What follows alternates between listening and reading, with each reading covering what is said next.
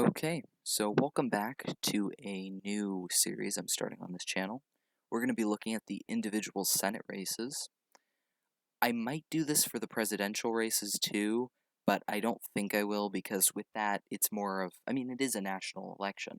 Um, with the Senate, each race, each state is its own race, and there's, a different election happening in each one. So I think that this will work better for the Senate, so I might do it with the presidential election, but probably not. So I've decided to start with Colorado. This is a really interesting race to me because it's one where it's almost certainly going to be a pickup for the Democrats.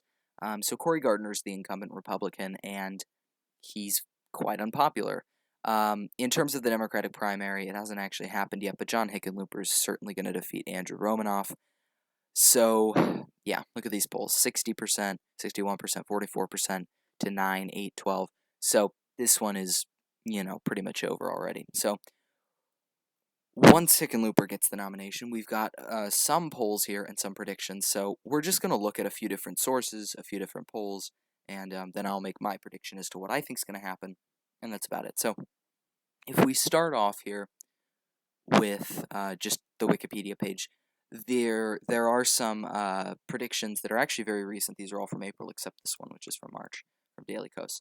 So the Cook Political Report has it as a toss-up, which I find surprising, but I'll talk about that later. Inside Elections are showing it as a tilt Democrat. Sabato's Crystal Ball predicts a lean Democrat. Daily Kos, like I said, has a lean Democrat. And Politico has it as a toss-up. There are some polls on here, but these are mostly very old. Yeah, these are all from last year, late last year. So this one has Hickenlooper at 53 to 42, 53 to 40, 49 to 39, 51 to 38. So Hickenlooper's favored in every single one of those polls. So I don't really see this as being necessarily too much of a competitive election. It might be close marginally, but I really don't think that there's much of a question in terms of what the final outcome is going to be. So Hickenlooper's up by large margins, 11% in this one, 13 points in that one, 10 in this one, 13 in that one. So, yeah, he's definitely favored. Now, you can take these with a grain of salt because they are all from late last year, so I do understand why you might not like those. This is one, this is the same one that was on their knowledge. They had it 53 to 40. Yeah, I think this is actually the same one with Hooper up 15 points. That was the only thing Real Clear Politics had on it. On 538, the only one they have here is this poll from October 10th to the 14th, but that was 2019, so it is old. Again, there's just not a lot of new polls for this, but this one has Hickenlooper up 11 points, 53 to 42. I don't think this is the same one that was on the Wikipedia page. Well, actually it is. Okay, so never mind then.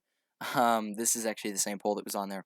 But these seem to be the newest sources that we actually have. At this point, there's just not a lot. So I am predicting this as a lean Democrat state for the Senate election. I do think that it will be fairly close in terms of the margin, like I said earlier, but I don't think the outcome is that much of a question. I think it's probably going to be John Hickenlooper. And it's important for the Democrats that this is a pickup for them, because if you look at the other races, and especially Alabama, that's a Democratic state that's probably going to be a pickup for the Republicans.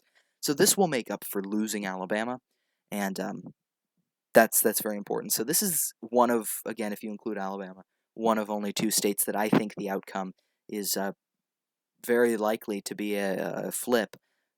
This one from Republican to Democrat. So let me know what you think and what your prediction is for the Colorado Senate race.